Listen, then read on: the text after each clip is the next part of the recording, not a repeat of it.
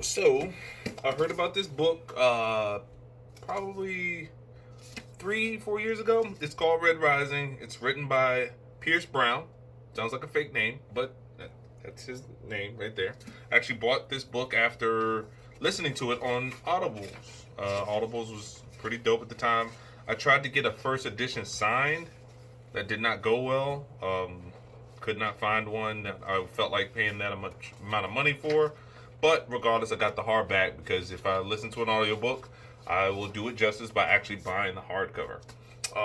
It goes well with the collection. I've got all the books. I've read everything that's recent. So far, there are three, four, five. I think there are five in total.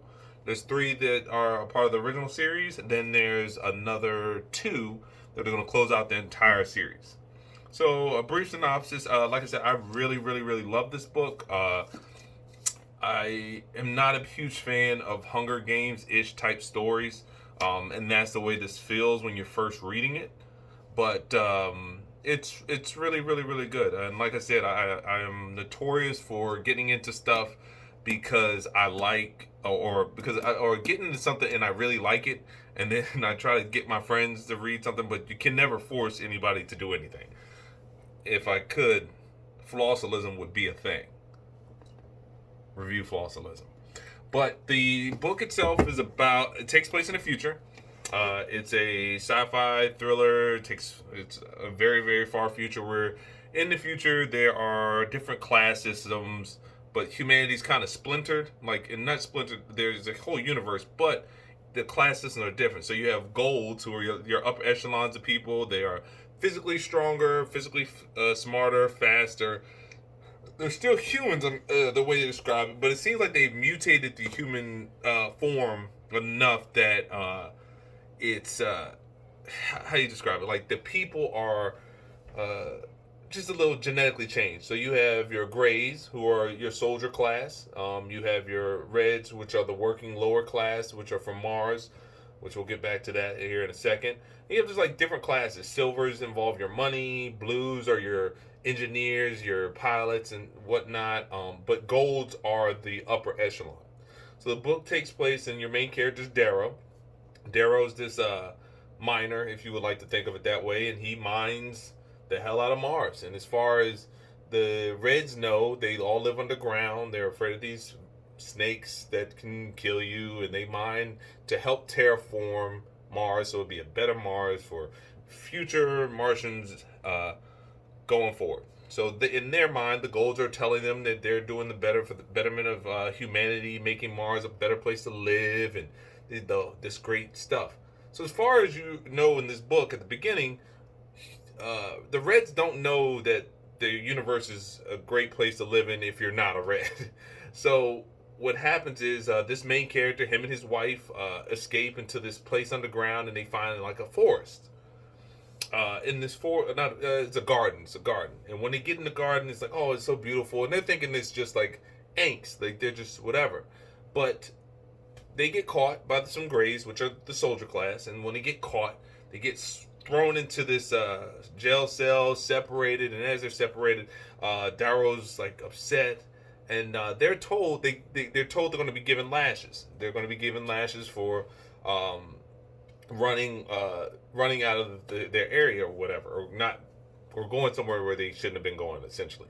And as they're doing this, the Darrow's wife, she's taking the lashes bad. The husband Darrow takes them pretty good. He knows this is the lashes. This is it. They'll get back to work after this.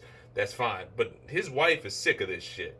Well, you find out that there's a terrorist group that is going around causing havoc throughout the undergrounds of Mars because they don't agree with the system. Of course, you got lower class of people being worked to death and not given equal attention and stuff like that. So yes, you're going to have a rebellion.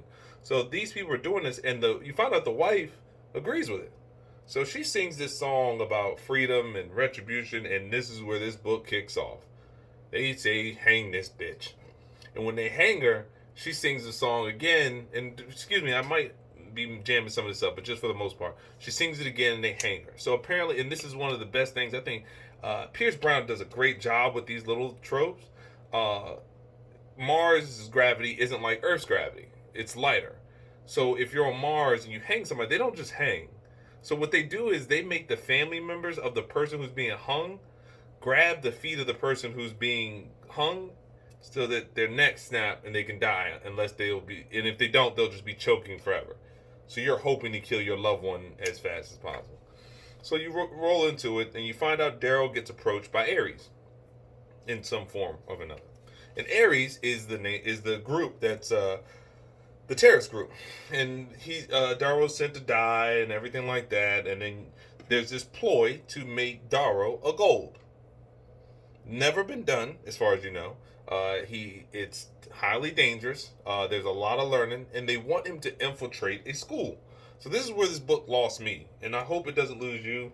But just stick it out because it does seem Hunger Game-ish. You know what I mean? Like he goes to the transformation. I'm not going to give away but so much of the book, but once he does it, you're like, holy shit! Like this is crazy. And you're introduced to a lot of characters that are realistic characters for the future. A carver is somebody who does the genetic manipulations to make you be able to jump further, to look prettier, stuff like that. Basically, a plastic surgeon, and I think they're calling them like a purple or whatever.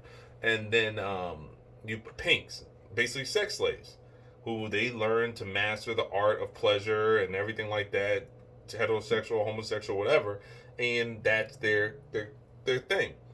So like I said, they end up going into the school, and like I said, it does come off a little Hunger Games just because they do have that same format where you guys are in this class, and the first thing you got to do is kill the person in the room with you.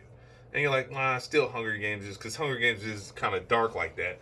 But the one thing that sets it off is once they start these little games, I would guess to call it. Now I keep saying Hunger Games, is stuck in my head.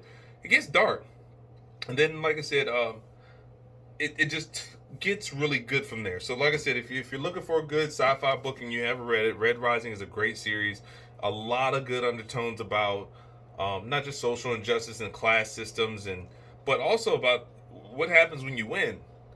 That's the best thing I think about the series. What happens when you win? What happens when a rebellion does actually win? What happens when a revolution ends?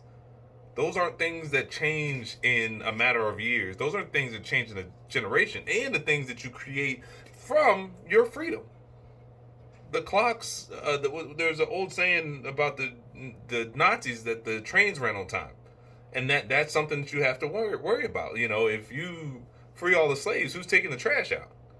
Was that thought of? Does anyone care? If they don't, I mean, like I said, it's a really good series. It's not too heavy. Pierce Brown is a very good writer. There's a lot of vulgarity to it too, which I really think is pretty cool. Like the dialogue seems very genuine. But like I said, give it a shot. Red Rising. You can find it pretty much anywhere. The audiobook is phenomenal as well. But it's a very, very good read. Just stick it out past the half part. And anyway, that's all I wanted to shoot out there today. This is a long fucking video. All right.